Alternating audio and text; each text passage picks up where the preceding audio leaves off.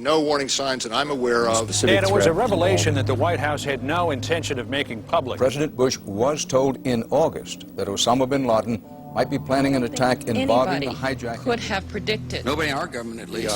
August 6th PDP. I believe the title was Bin Laden Determined to Attack Inside the United States. 70% of family members' questions were never answered during the 9/11 Commission report. Lee Hamilton and Thomas Keane said they were set up to fail. I mean, I'm a member of the commission. It's a scam. It's absolutely disgusting. The questions, Mr. President. The questions. Building 7 ablaze at the moment and apparently getting ready to collapse. Building 7, freefall collapse. Well, no, there's number 7 coming down. The excitement and the fun that people get watching an old building being demolished, and they wired very carefully for days, and it's a very careful operation. Third time today.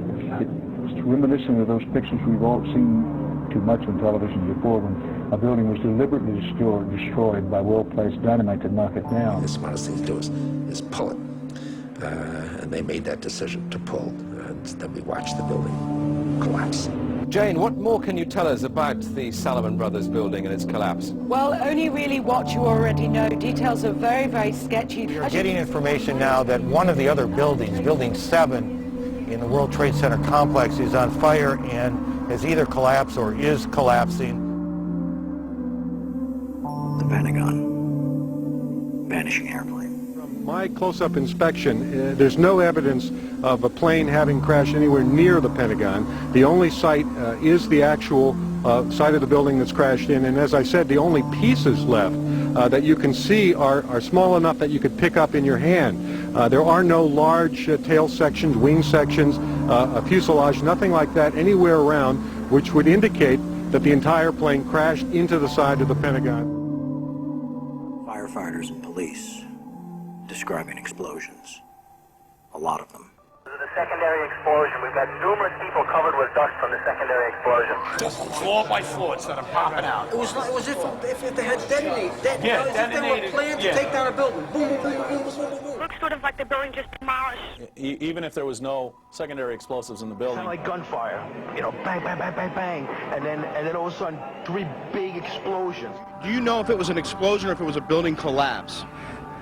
To me, it sounded like an explosion. Chief Albert Turry told me that he tried to get his men out as quickly as he could, but he said that there was another explosion which took place, and then an hour after there was another explosion in one of the towers here.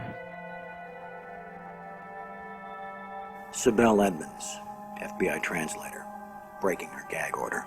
All our intimate relationship with Bin Laden and Taliban. We did carry very intimate relationship with these people all the way up to September 11. Bin Laden was spirited into this military hospital in Rawalpindi for kidney dialysis treatment. The military had him surrounded. They were saying that Osama bin Laden had to be watched carefully and looked after. NORAD standing down. Where were the planes?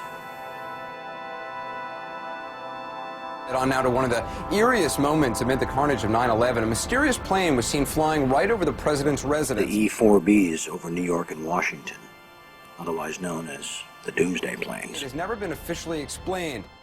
Cell phones working at impossible altitudes. Solicitor General Ted Olson receiving phone calls that the FBI says were never made. What happened during that call? This is the only information we have on these terrorists. She was able to call him twice. How she could pull that off, we don't know, but she did. These are the questions, Mr. President. These are the questions. They go on and on. Good afternoon, Mr. President. I come to you today representing the families of the victims of September 11th, as well as millions of my fellow Americans. Hopefully by now you've had a chance to read my letter to you, 20 Minutes with the President, and if not, at least had its contents brought to your attention. We have questions, Mr. President. Lots of questions. A lot of them are detailed in my letter, but trust me, there are hundreds of more questions. As my letter chronicles, sir, The 9/11 Commission itself says they were lied to, deceived, and essentially prevented from carrying out a real investigation. The people of the United States and the world demand the truth, sir. We have to continuously ask questions. That's what a patriot does. That's what a true American does. We ask questions.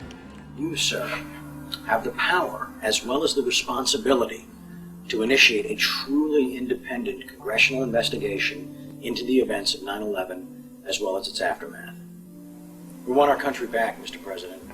Therefore, I'm not just calling on you and your team. I'm calling on each and every American citizen to wake up, stand up, and demand the truth. We're counting on you, Mr. President. Be on the right side of history.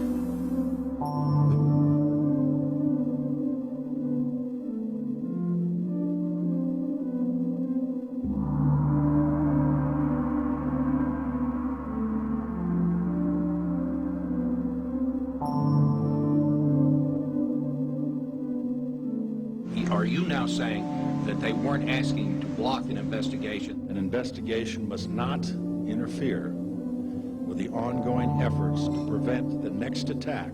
Senator Tom Daschle said last week that you called him several times and urged him not to investigate the events of September 11th. Tom's wrong. He has, I think, in this case, let's say a misinterpretation.